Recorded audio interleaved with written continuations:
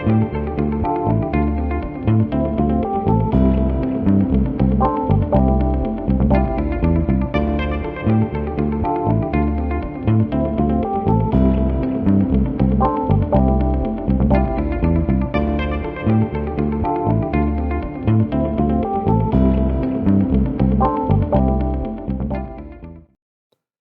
greetings and welcome to Categorical Imperatives. I am Lacking Liberal. Thank you so much for joining me here today. If you're new to the show, welcome. This is a podcast where we will be using legal and moral philosophy to discuss current events as it relates to various aspects of politics and culture. And today, I think we have a very good show for you. It's actually really going to be something of a primer to the next show that I'm planning on.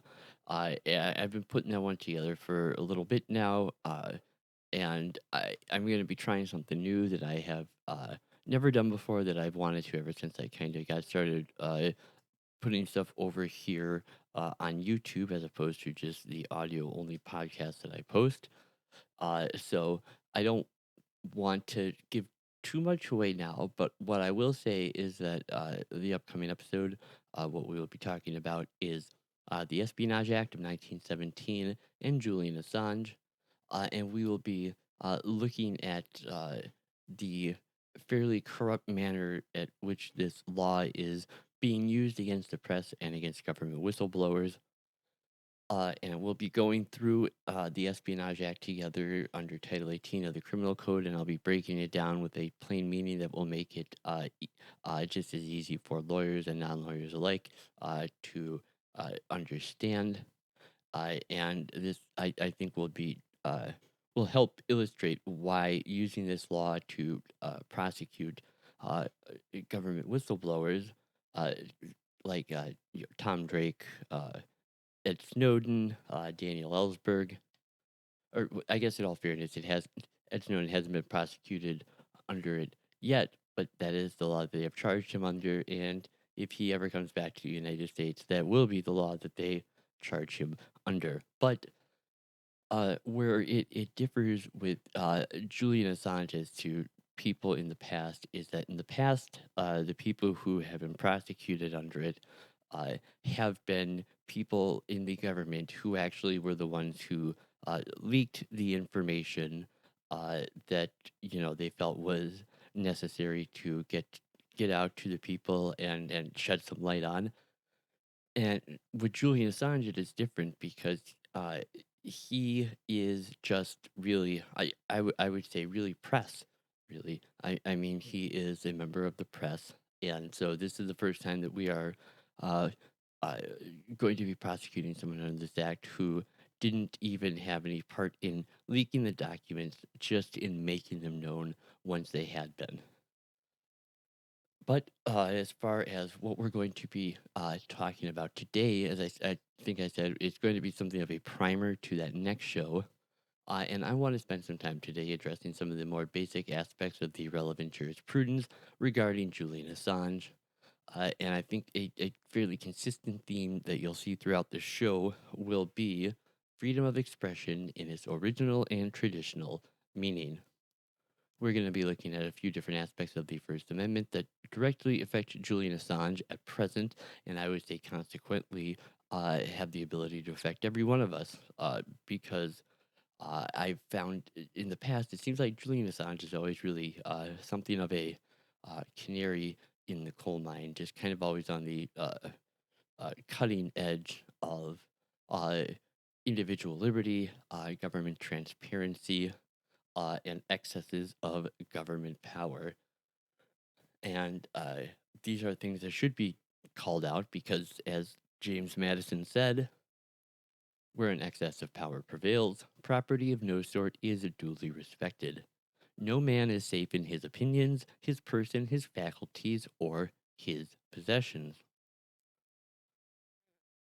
So, reflecting on the particulars of Assange's case and what it can teach us about how far we have strayed from our understanding of the First Amendment and how I think it can show how it is indicative of the way in which many of us seem to have become strangers to both the letter and the spirit of the law. I think it's worth reflecting on uh, because when I do, it feels to me, at least a lot of times, like we are really standing on the precipice of a moment such as was described by the Baron de Montesquieu in his book, The Spirit of the Law, when he said that a nation may lose its liberties in a day and not miss them in a century. I can't help but wonder if that day is potentially just around the corner for us. Uh, but as for today, we will be sticking to one particular clause of the First Amendment. That'll be the section that reads Congress shall make no law abridging the freedom of speech or of the press. Now, we are going to be looking at three common misconceptions around this clause. The first two of them are misconceptions that we have been hearing from the government lately. And I think more than anything from Mike Pompeo. Uh, and the first one of those is this idea that Julian Assange has no rights because he is not a U.S. citizen, which is just unbelievable, really. The fact that the government wants you to think that depending on the person we are talking about, the Bill of Rights can either look like this, or in other cases, it can look like this. And if we accept that, I mean, really all we're left with is a bill of temporary privileges. And now, something Justice Scalia was always very fond of saying was that every tin pot dictatorship has a Bill of Rights, and that's not what protects the individual liberty of the people. The individual liberty of the people comes from the limited government that is found in the nature of the seven articles of the Constitution proper. And if we let our government convince us that in any sense these can be the same document, then I would say we have surrendered any notion of a belief in the limited power of government that makes the Bill of Rights worth a damn to begin with. And uh, really, I think if that ever becomes the normative view in this country, uh, really the only outcome would be that we will end up with all the tyranny and bad government that we deserve. So, second on the list of misconceptions is the idea that sedition is not protected speech. And the final one, which isn't so much a misconception that you have been hearing come from the government lately, but this is actually one that I think most people just simply hold as true automatically. And that is the idea that in the First Amendment, the freedom of the press is a right that provides only a limited scope of protection to people who belong to the press as an industry.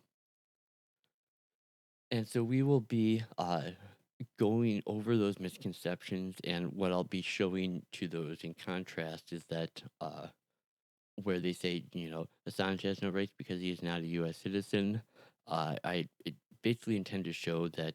I guess technically, in a way, that's right. I mean, it's true. He has no constitutional rights, but that's because no one does. They don't exist. That's a completely made up concept. There is no such thing as a constitutional right. Now, let me explain. What we have are natural rights. Our Bill of Rights is nothing more than an enumeration of some of the more important of our natural rights. It is not all of them, it is not an extensive list, but it is just some of the most important ones. They are not granted to us by the Constitution or the Bill of Rights. These are rights that we have by dint of our humanity alone. And second, as to this concept that sedition is not protected speech. We will basically kind of be going back to an early period in U.S. history around the time of 1798, and we will be looking at what happened with John Adams and the Sedition Acts and the popular response to the Sedition Acts that came from Thomas Jefferson and James Madison in the form of the Virginia and Kentucky resolutions. And essentially, what I will be demonstrating is that, yes, actually, as a matter of fact, sedition is very much absolutely protected speech. And finally, as far as the freedom of the press being a right of a limited scope that only belongs to people who are members of the press as an industry, uh, I intend to go back and show how that an original understanding of this term uh, shows very clearly that the freedom of the press is an individual liberty of all peoples, and that it refers to press as technology, not press as an industry. And now there are really two key themes here that I want to get across. And if you've listened to the show for any amount of time, these will both be uh, concepts that you'll be very, very familiar with. And these are actually really the reason I started this show uh, was largely because I thought these were such important concepts that people don't really talk about or understand anymore. And uh, so these are, and the phraseology in both of these comes from a constitutional law scholar, Randy Barnett, the brilliant guy, fantastic constitutional law scholar. And the first concept is that the Constitution is not the law that governs us. The Constitution is the law that governs those who govern us. And the other one is the belief that first come rights, then comes government. So I think a good uh, example of what is meant by that first part can be found by examining the preamble to the Bill of Rights, which reads, the conventions of a number of the states, having at the time of their adopting the Constitution expressed a desire in order to prevent misconstruction or abuse of its powers, that further declaratory and restrictive clauses should be granted, and as extending the ground of public confidence in the government will best ensure the beneficent start of its institutions.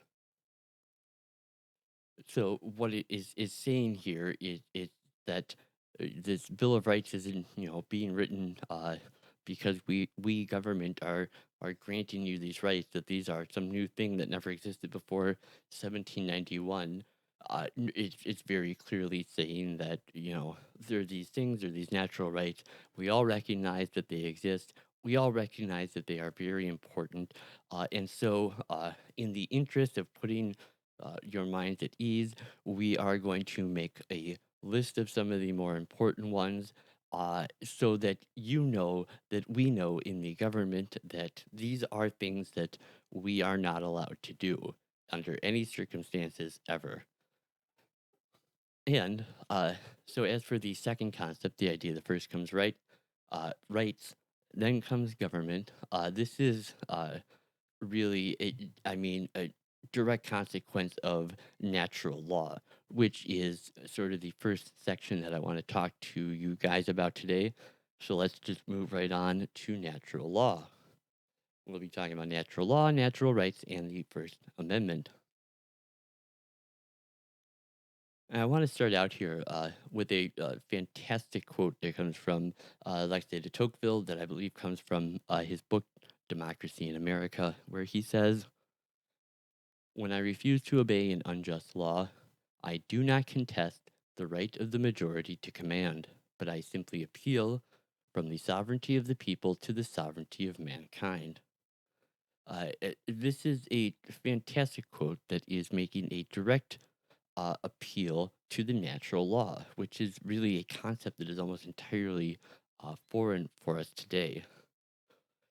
But what I intend to argue here is that uh, in the founding generation, that they shared a certain understanding of speech and press freedoms as concepts that, even when they were divided over how to best apply those concepts, in particular, that their approach to expressive freedom was always grounded in a multifaceted understanding of natural law that no longer, for the most part, survives in American constitutional thought.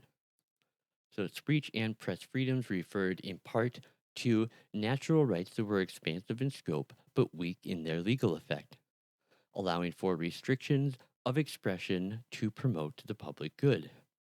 Most fundamentally, however, history undercuts the Supreme Court's recent insistence that the axioms of the modern doctrine inherent in the speech clause itself, that features judges just discovering and not crafting First Amendment contours and boundaries.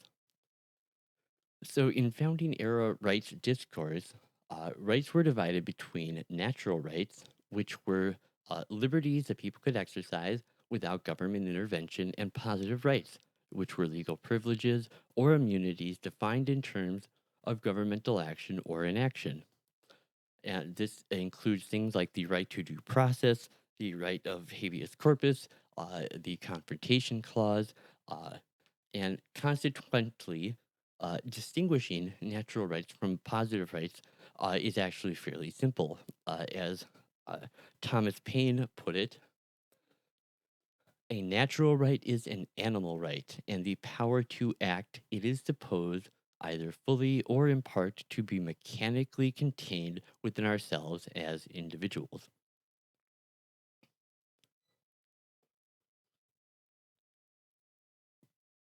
So, natural rights, in other words, were those that did not depend on the existence of a government. So things like speaking, writing, and publishing were thus readily identifiable as natural rights. And though they are easy to identify, natural rights at the founding scarcely resembled our modern notion of rights as seemingly determinate legal constraints on government authority. Rather, Americans typically viewed natural rights as aspects of natural liberty. The government should help protect against private interference. And this comes through things such as tort law and property law and so forth. And that the governments themselves could restrain only to promote the public good and only so long as the people and their representatives consented. Uh, and assessing the public good was generally understood as meaning the welfare of the entire society. And it was an almost entirely legislative task, leaving very little room for judicial involvement. So natural rights thus powerfully shaped the way that the founders thought about the purpose and structure of government. They were not, as we consider them to be today, legal trumps in the way that we tend to talk about rights. In part, the common law indicated that the scope of natural rights, both because of a presumed harmony between the common law and the natural law, and because common law rules were presumptively based on popular consent and consistent with the public good. So, at the same time, the founders sometimes used natural law or the law of reason to help shape their understanding of positive law. So, to recognize a natural right, in other words, implied recognition of its customary legal protections and vice versa. So, simply put, however, the First Amendment did not enshrine a judgment that the costs of restricting expression must outweigh the benefits. At most, it recognized only a few established rules, leaving a broad latitude for the people and their representatives to determine which regulations of expressions would promote the public good. And whether modern doctrine serves those original principles is then really a judgment that we must make. The original meaning of the speech and press clause do not provide the answer. Nonetheless, the founders also accepted that the speech and press freedoms denied the government narrower slices of regulatory power.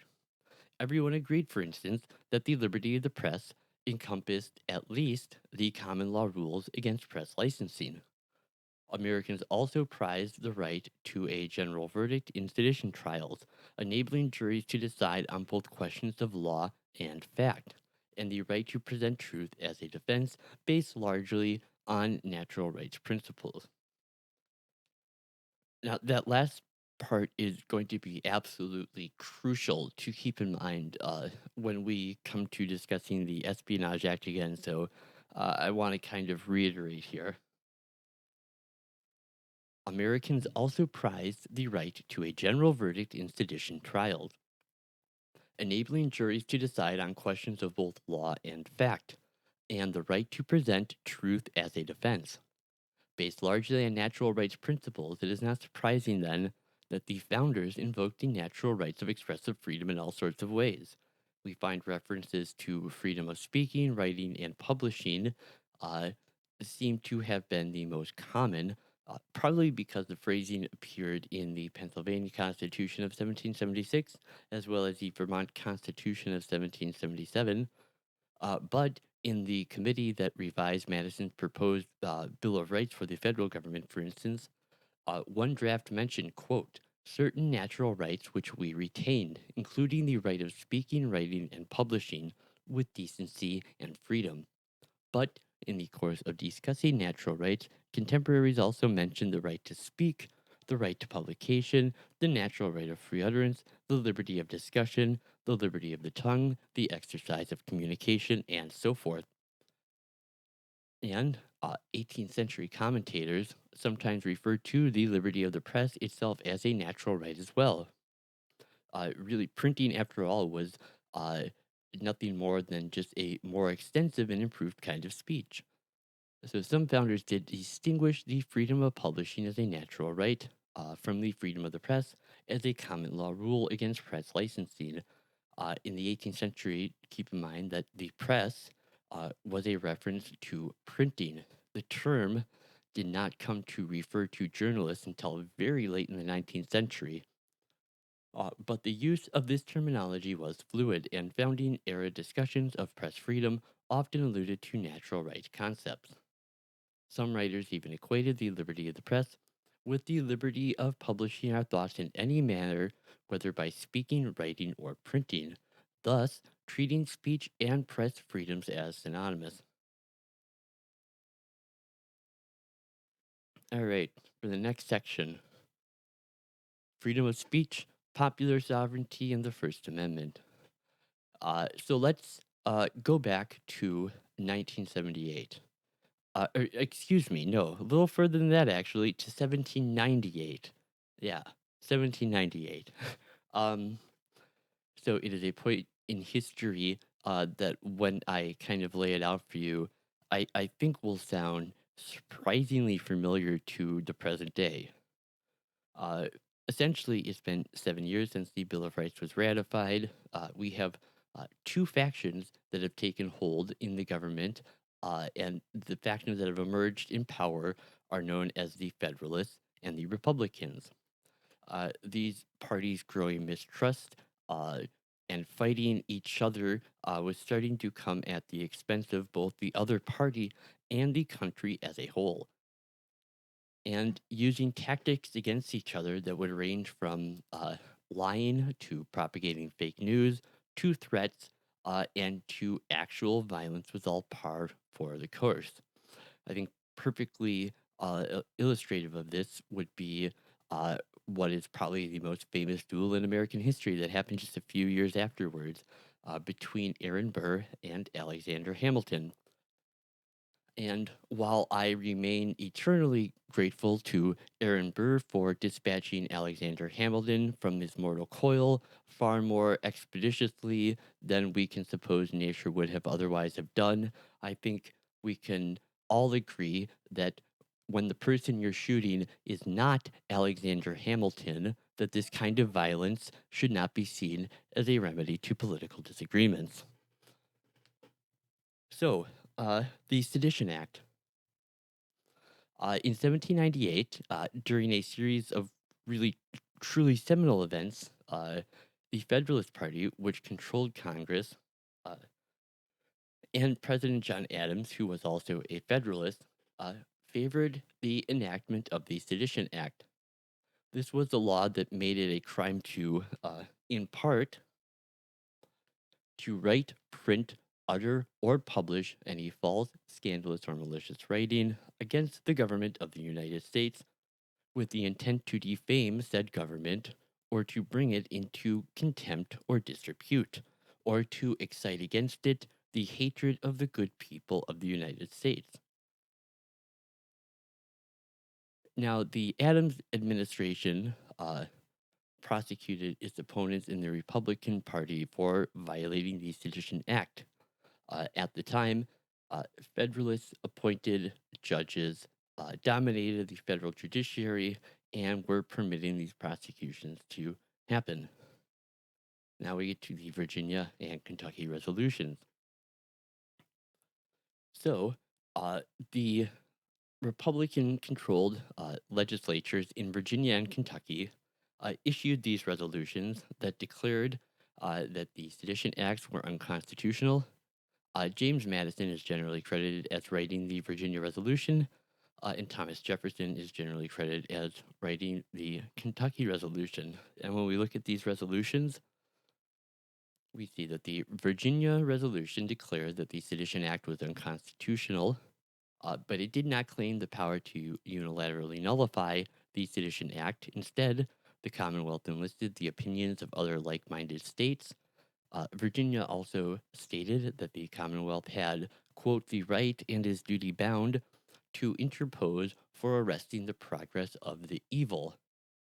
And through interposition, the state governments intervened to press for the rights of its people against the assertion of power by the federal government. Now, interposition was different from nullification, though one could favor both interposition and nullification.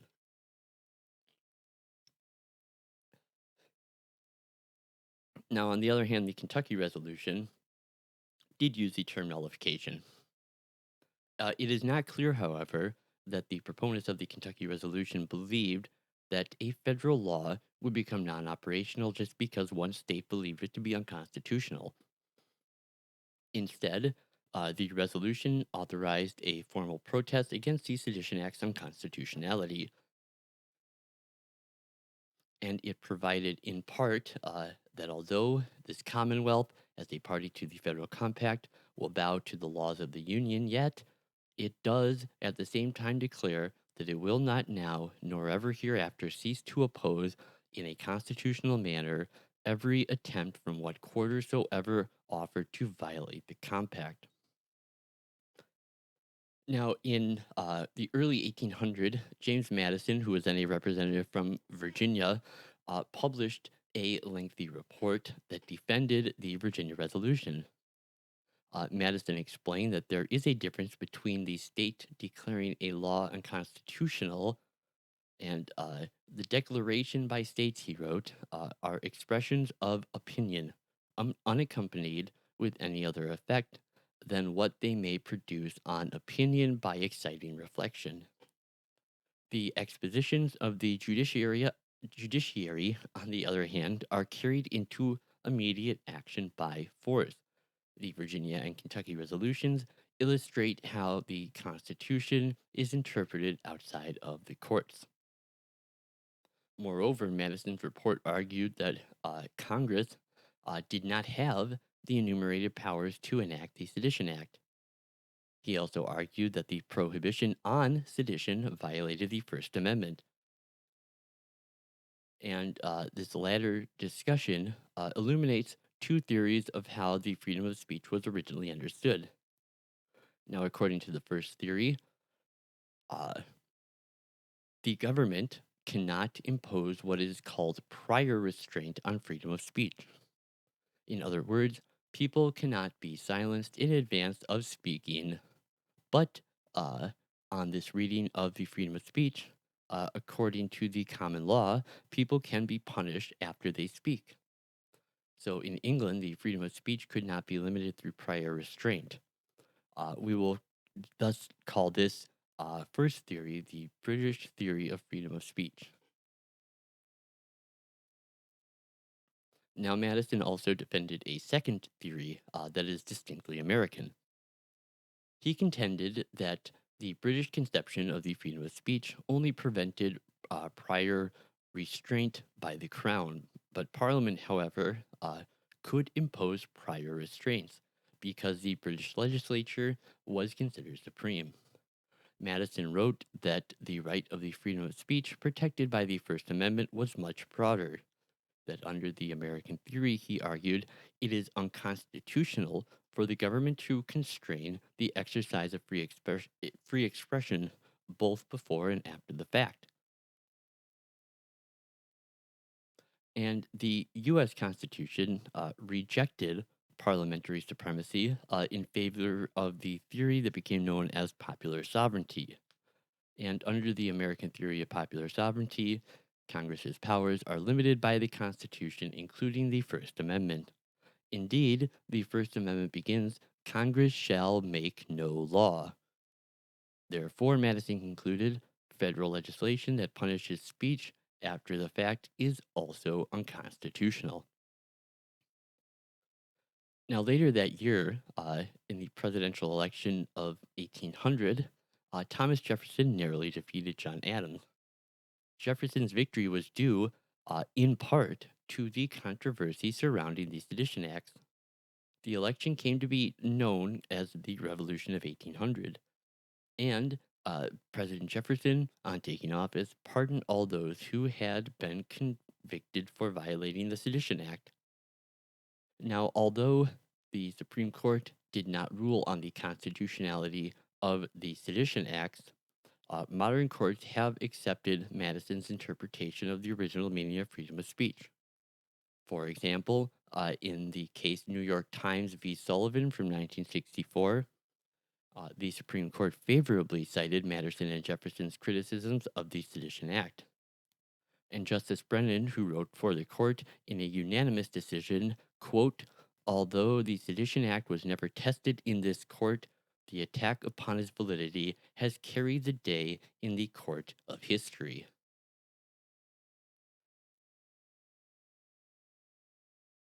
All right, and moving on, we are going to finish up today talking about the freedom of the press and returning to a textualist, originalist meaning for that clause.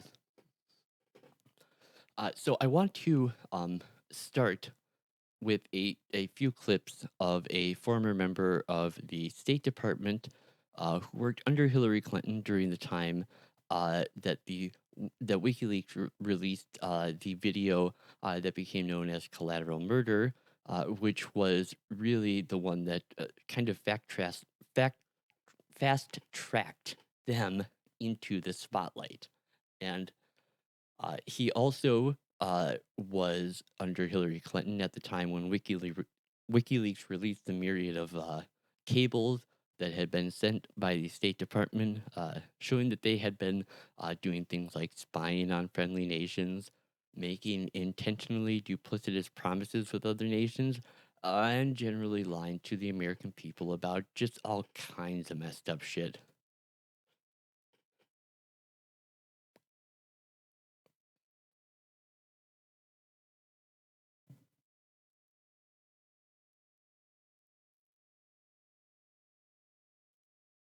In imprisoning journalists, but I think I could easily agree that someone who is stealing government information wholesale ought to be punished for that. I'm certainly not going to shed big tears for Julian Assange. The damage was enormous. I mean, I'm open to the possibility that selective release might have been justified in some cases. But again, wholesale release, what sense does that make? I believe he's closer to a spy than a journalist because his business involves stealing information. His use of information is not informed by a story, by a narrative, and by a public point that needs to be made. So, he appears to be upholding the right of a free press, but he makes arguments in favor of prior restraint, as well as the right not to be punished for what you say after the fact. Uh, he then goes on to make two of the arguments against free speech uh, that we are trying to dispel here uh, by saying that WikiLeaks stole the documents that were then released. We, of course, know this isn't true because if it were, uh, Chelsea Manning would not be sitting in prison as we speak. So, uh, let's see. We can quickly dispel this when we consider the precedent that is set by the Supreme Court in the case of Bartnicki versus Vopper from 2001. And this was a ruling that recognized that those who lawfully obtain information pertaining to a matter of public interest have a near absolute right to publish, even if their source illegally obtained the information. So, prosecuting WikiLeaks for its role in this part of the democratic process would completely undercut these vital protections. Then he says that they are not press because they just give people information, and that if they don't add their own opinions and their own bias and their own personally consequential narrative to water down the truth with opinions, that that is not journalism. That means it doesn't qualify for free speech. I want to challenge this, obviously on legal grounds, but I first want to challenge it on philosophical grounds by sharing a short interview from Bob Dylan in 1965, where he is talking to someone from Time magazine.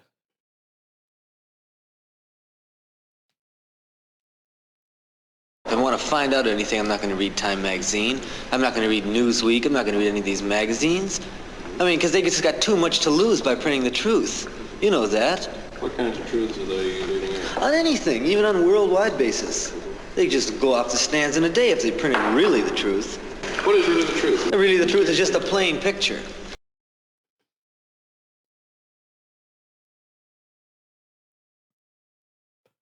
All right, I think that is a very interesting point to consider. This idea that uh, something doesn't qualify as being true or being press or being newsworthy unless it's just watered down with opinions and with narrative just seems like such a bizarre um, concept to me. But, anyways, uh, to look at this from a more purely legal perspective, I want to look at some early formulations of the freedom of the press and show how, among other things, it spoke to things such as the right of every free man, citizen, or individual. And these formulations often set forth narrow, substantive views of freedom of the press, whether the scope of, but whatever the scope of the right, it was seen to belong to everyone. So, first up, we have a quote by the English jurist William Blackstone from his commentaries on the common law, where he wrote that every free man has an undoubted right to lay what sentiments he pleases before the public. To forbid this is to destroy the freedom of the press. And another great English jurist, Jean-Louis Delhomme, in a work that is widely cited throughout the 1780s with American writers, uh, likewise wrote in a chapter in his book on the liberty of the press that every subject in England has not only a right to present petition to the king or the House of Parliament, but he has a right also to lay his complaints and observations before the public by the means of an open press. So the right to present petitions, of course, was not limited to the press as an industry, but belonged to every person. Well, in England's case, every subject. In his explanation suggests that the right to speak to the public via an open press likewise extended to all subjects of the crown, whether or not they used printing press as a means of making a living.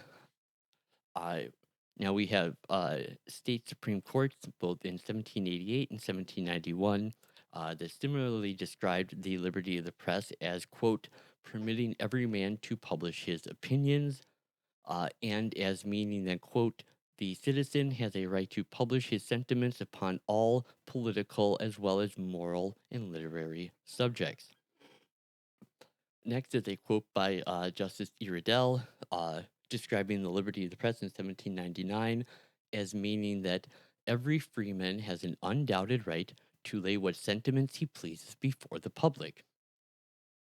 And also, another great jurist, St. George Tucker, in his 1803 commentaries on Blackstones, he defined freedom of the press as meaning every individual uh, certainly has a right to speak or publish his sentiments on the measures of government.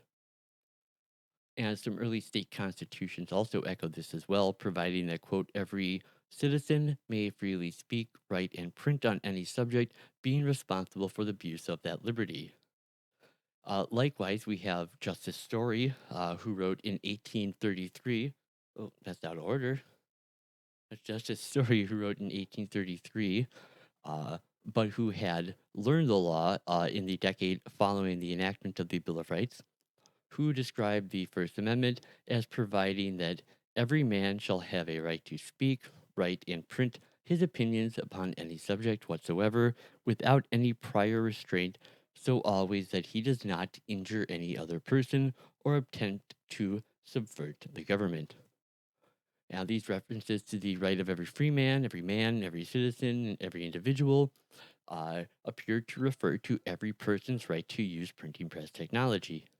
They are much less consistent uh, with the notion that the right gave special protections to the few men who were uh, credentialed members of the press as some kind of industry. Some early state constitutions also mentioned phrases like these. So we have like the Pennsylvania Constitution of 1776, which reads that the people have a right to freedom of speech and of writing and publishing their sentiments. Therefore, the freedom of the press ought not to be restrained, which would suggest that the freedom of the press was a restatement of the rights of the people to publish. And we have other early cases, such as in 1803, the Supreme Court case of Runkle v. Meyer. The decision likewise treated the liberty of the press as uh, an equivalent to the provision that every man may freely speak and write on any subject. And in a decision handed down by St. George Tucker, Chancellor Kent, and Justice Joseph Story, they treated the First Amendment through the phrase the freedom of speech and of the press as being interchangeable with state constitutional provisions that every man may freely speak, write, and publish his sentiments. So the view that the freedom of the press covers every citizen, even people who aren't members of the publishing industry, also makes sense when you consider how many important authors of the time were not members of that industry.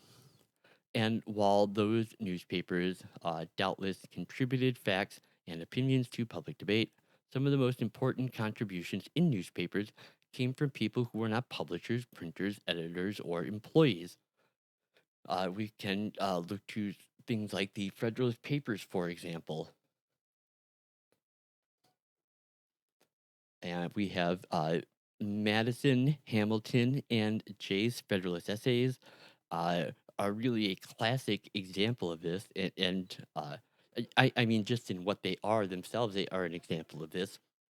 But we also see this idea stated within their pages, where we see, I believe this is from one of the papers that was written by Hamilton, where he says, not a few of the country's editors depended for what literary work their vocation demanded upon the assistance of friends who liked being contributors to the press without fee. So it seems to me unlikely that the framers would have secured a special right limited to this small industry, an industry that included only a part of the major contributors to the public debate. This is especially so uh, given some of the most powerful and wealthy contributors, such as the politicians and planters who wrote much of the important pieces and published material that came out during that time, were not part of the industry that you could call the press. So the grammatical structure of the First Amendment likewise suggests that the freedom was a freedom of every free man, not a freedom belonging to press as an industry. And in the Citizens United ruling, Justice Scalia wrote for the majority that the shared words freedom of in the phrase freedom of speech or of the press are most reasonably understood as playing the same role for both speech and press. Now, the freedom of speech is the freedom to engage in an activity, much like freedom of movement or freedom of religion. In particular, it is the freedom to use the faculty of speech. This would suggest that freedom of the press is likewise freedom to engage in an activity by using the faculty of the printing press. And this is supported by another great source talking about the freedom of the press. This is another quote from George Tucker. This also comes from his influential 1803 commentaries on Blackstone, where he said, "Whoever makes use of the press as the vehicle of his sentiments on any subject, the freedom of the press was freedom in the use of the press." All right. Well, that's going to do it for me here today. Thank you so very much for joining me. As I said several times, I'll be coming back fairly soon with my next episode, which will be talking about the Espionage Act of 1917 and talking about Julian Assange. And so, if you enjoy this episode today, what I ask people to do is, if you can take a sec and subscribe to the channel, so you can get notifications when new episodes are going up. I'm really trying to transfer the people who listen to me over on the audio only podcast and get them watching me on YouTube, so I can stop putting out the audio podcast of this. So yeah, if you like the show and you could take a moment and go and subscribe to the YouTube channel, so you can get caught up on new episodes with notifications over there. I would appreciate it. If you have a second to smash the like button, please feel free to go do that.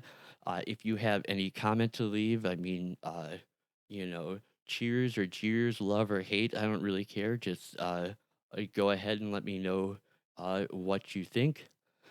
And the other thing that I would say is, what I ask people to do is if you liked this episode today, that you just take a moment and share this episode with one other person who you think might also enjoy hearing this information. And so, if you guys will do that for me, I will be back very soon. This has been Categorical Imperatives. I have been Lockie and Liberal. And as always, Delinda es Cartago.